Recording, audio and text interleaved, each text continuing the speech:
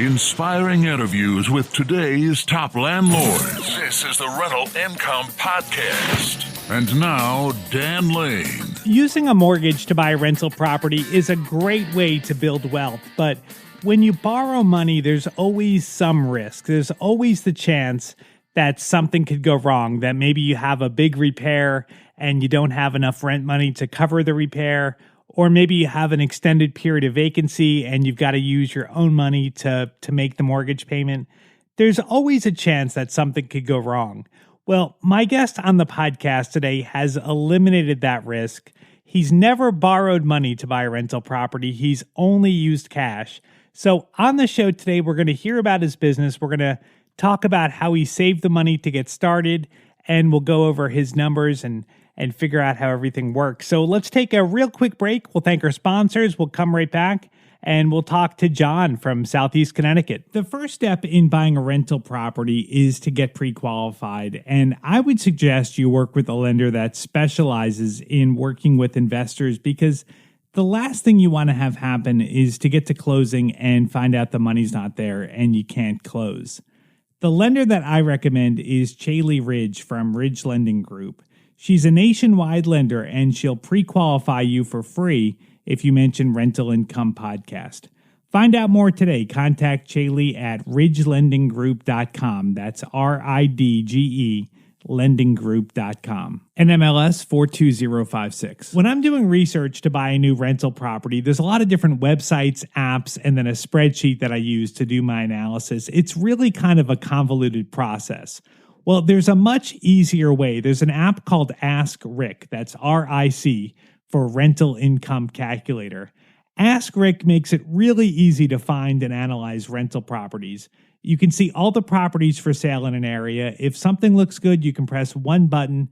It'll analyze the property for you. It'll figure out the rent amount. It'll figure out your mortgage payment, all your expenses, and give you your cash flow. If you're ready to move forward, you can make an offer right there on the app, or you can send the information over to your realtor to do some more investigation into the property. You can try it out for free right now. Just search for Ask Rick. That's RIC, Ask Rick in the App Store, or go to justascrick.com. That's justascrick.com. You are 100% debt-free with your rentals, and I love that. I think that's a great strategy. How did this happen? Like, are you just averse to debt? Are you like a Dave Ramsey follower, or how did this come about? I'm not a Dave Ramsey follower myself, although I do subscribe to his method of avoiding debt for someone that may have a difficult time, handling debt, or just doesn't do as good a job as they'd like in terms of having a credit card or purchasing things beyond their means. So Dave Ramsey's pretty much like, if you're going to quit drinking, you're not drinking on the weekends. You're quitting drinking completely. So I think that's what he preaches, and he has a regular audience. I'm okay with debt, but I really like it to be calculated. In other words, what I want to do is I want to sit down, I want to go over the numbers, and I want to say, okay, I'm going to make a purchase of this building or this property or whatever it is that I'm involved in. And I kind of look at what is the worst case scenario. How bad could I go down in flames? And I want to avoid the things that are going to take me entirely down. I hope that answer makes some sense. Mm-hmm. Absolutely. Now, you've been investing in real estate for a long time. Did you have debt when you were getting started, or have you always been a cash owner? I've always been a cash owner. Okay, awesome. Now, how did you save the cash? Like that's always like the idea of owning rentals with cash sounds awesome, but like, how did you put that money aside?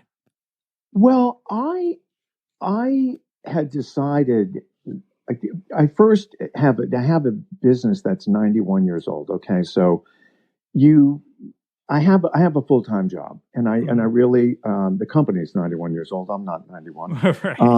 But it's and it's been in the family since 1929. It's great. And I really put my energy into that. Okay, and since I'm a saver, I'm the guy that doesn't want to necessarily go out and buy the new car. I'll buy the used car. I'll live below my means.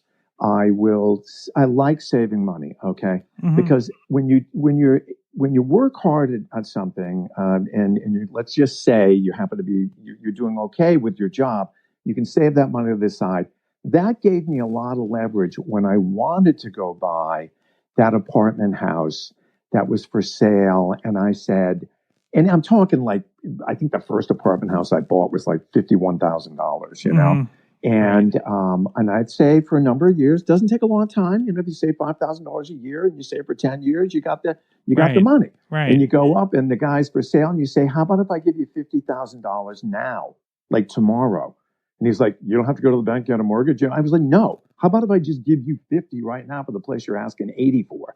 Of course, you're going to get shut down a lot of times, but how many? All you need is one guy to say yes. Right. Right. It's yeah, and so that's how that started, right? So Okay. then, okay, I bought that thing under market, threw some paint on it, rented it out, and I sold that property 2 years later for 150. Now I had $150,000, sitting there to use for my next, thing I was going to buy, which I believe at that time was another commercial building, Hmm. or was it my first commercial building? And I bought a first commercial building for $150,000 or $120,000. I forget because I'm going back into the Yeah. '80s here. So that's sort of without Okay. giving the whole war story of what I did. It's kind of a Yeah, simple thing when you think about it. So you had a job, and in your case, you owned a business. But for anyone else yes, that doesn't own a business, you can have a regular job and you can put money aside. You put that money aside. You bought a property. That property increased in value. You took that money and then you just rolled it over to buy yes, something else. yeah. Now, Yep, when you I saved that initial amount and I didn't build, I didn't do let me get an equity loan off that property and go get another one. That just wasn't my style. Mhm.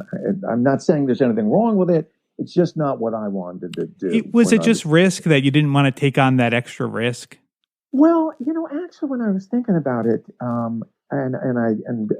please don't misunderstand these words here, but when someone says I want to retire and just be in the real estate business, it's for me. You're just saying to me you want to switch jobs Hmm. because real estate is a job. Yes, you could amass enough real estate that maybe you're not going to have to put in an insane amount of time if you can have good cash flow out of it. And so at that time, I thought, well, geez, where can my skills be best monetized? And my skills could be best monetized at work, Hmm. whatever you do. You could be a dentist, a doctor, an engineer. I happen to be in retail. I'm an importer and exporter. And I just thought, wow, I think I'll spend more time doing this. When I have some money left over, then I'll buy some property. It'll be paid for. I'll get, money in the bank gets you nothing. Right. You know what you get Right. now? Like, what do you get? Like 0.07%. So I was thinking, like, geez, if I can put $100,000 into that building and get 12% a year, out of the building, that's way better than money in the bank. Absolutely. Yeah. So I sort of looked at those things as, that's the way I did it. That's the way Yeah. I built up the stuff, and it's worked so far. Now, a lot of real estate investors love debt, and leverage is really powerful. I mean, you can really create a lot of wealth with leverage. Do you ever get a hard time from people that saying, you could have twice as many properties or three times as many properties if you took out loans? Do people ever say to you you're doing things wrong? I don't know that anyone's ever asked me, but I'm sure they're thinking about that. I mean, your listeners right now would be thinking about that. They'd be disagreeing with me. They're pounding their iPod or their iPhone right now, It's funny. saying, We "What's the matter have there?" probably half the listeners are very upset with you right now. The Yes, other half exactly. love you. So They're going to hunt me down. But with the real estate, quite honestly, I just didn't feel like going through. I had the money. I was able to do it. I didn't feel like going to the bank and going Yeah. through that whole rigmarole of borrowing the money because I didn't need to. But if you need to and you do it right, I think it's a great way of building Yeah. wealth for yourself. I really do. Let's talk about some of the positives to not having a mortgage. And the first thing that comes to mind is when you have a vacancy and you have a mortgage on the property, there's always a pressure there that you want to get somebody in. You want to hold out for a good tenant, but you can't let that place sit for too long. It is not having a mortgage. Do you feel any pressure at all to ever take a tenant that's maybe marginal? Well, the only pressure that I think you'd have is if you are using that money for, let's say, to support another aspect of your life.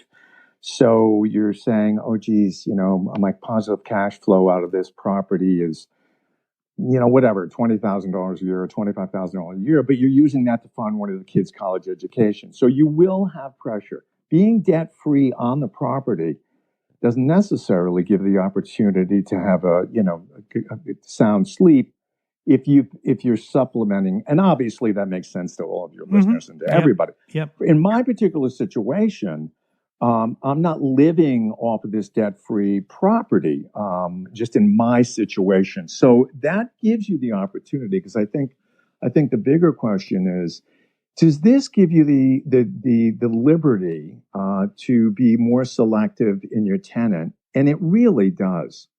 You say, when the person's sketchy, or you're just not getting a good vibe, or they're evasive, about some of the questions, and you may not want to do a background check, because after a while, if you've been doing this for a long enough time, you're not running a background check on everybody. You're not. You're asking questions, and you're putting two and two together on how they answer.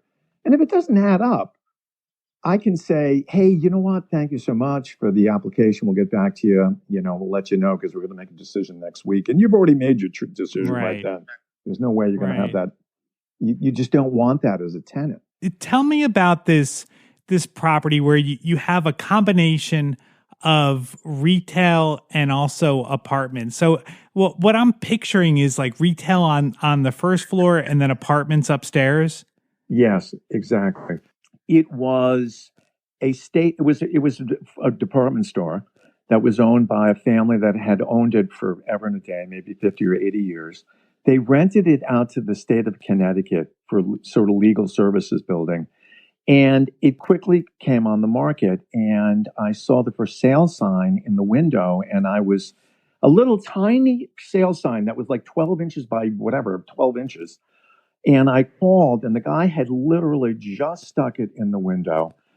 And he told me, he said, look, this is what the property, it's actually getting given away. They're going to give the property away. They're going to give it to a college, and the guy's going to get a big tax write-off.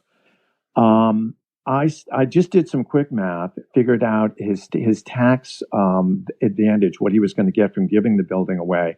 And I said, how about if I give you $250 cash? And he went, that'll work.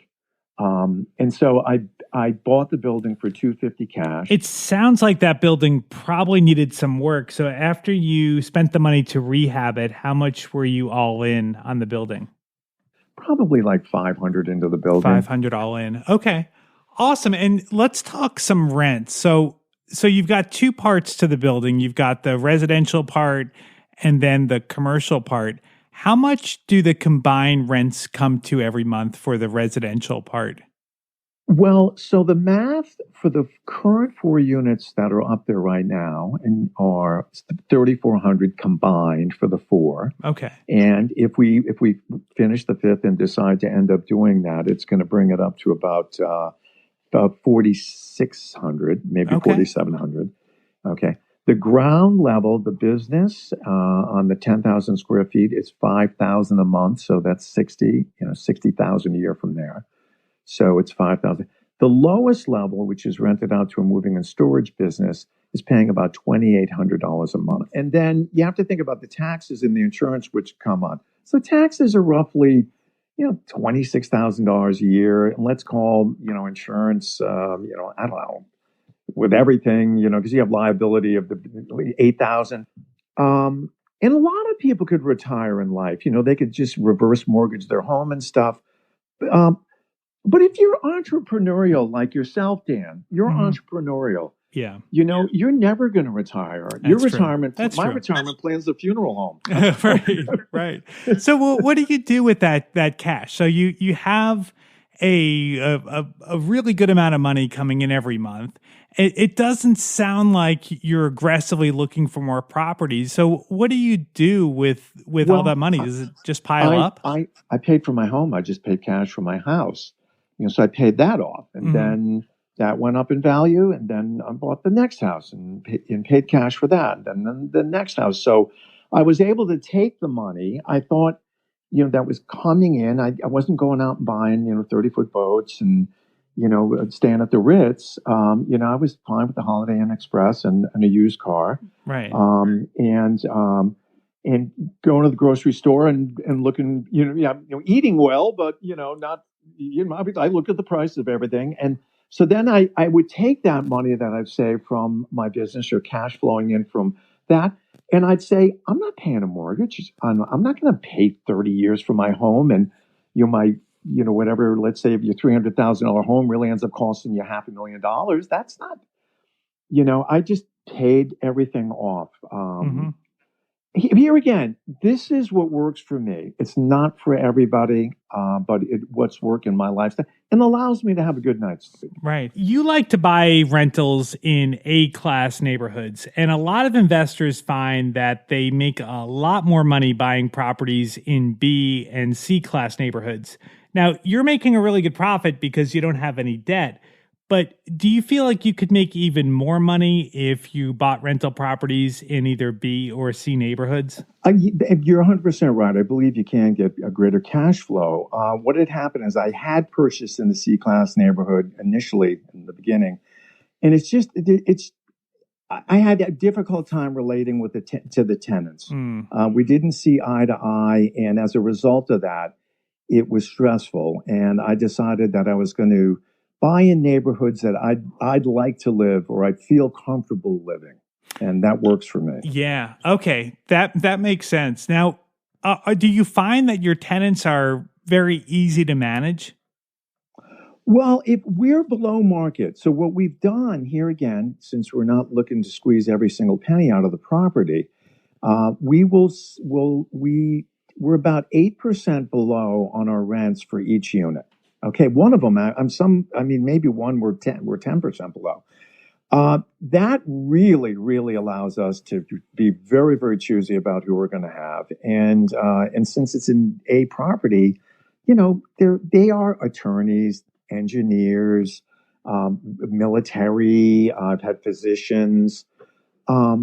These are people that have a lot to lose in the community, right? If you're a JAG and you stiff me on the rent or there's an issue, that's not going to go over real good with the commander on the base. Right, that's true. Or a physician or anybody. They have a lot to lose in the community. If you get a tenant that has nothing to lose, that's the most dangerous person in the world. Right. That's not the tenant I want to have.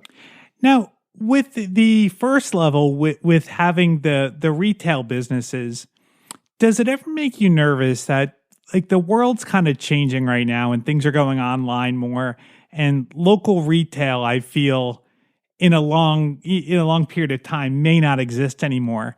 Does it ever make you nervous that maybe those businesses will not be there in the future, or you'll have a tougher time renting out the retail? Absolutely. Anyone that owns any retail space, has to have that be a big concern now.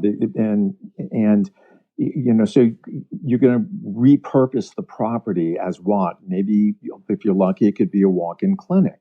Maybe it could be a new version of retail, which would be a Dollar General, or something along those lines. The hopes of any, of a restaurant moving in would be very unlikely, or somebody's going to be selling apparel out of that. Not at all. Because Dan, all the rules that you and I have used, or anyone has used that's been in the real estate business, let's say for a while, or owns any property, those right now have to kind of go out the window, so to speak, up to a point, because we're in a completely new environment as we make our way into this large wave of, there's going to be a lot of unemployed people. Yep.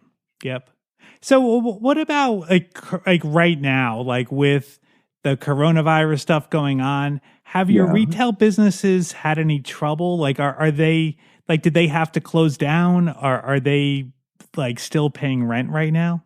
Well, they both had to close, but one is an online business, was fine. The other one was the moving and storage.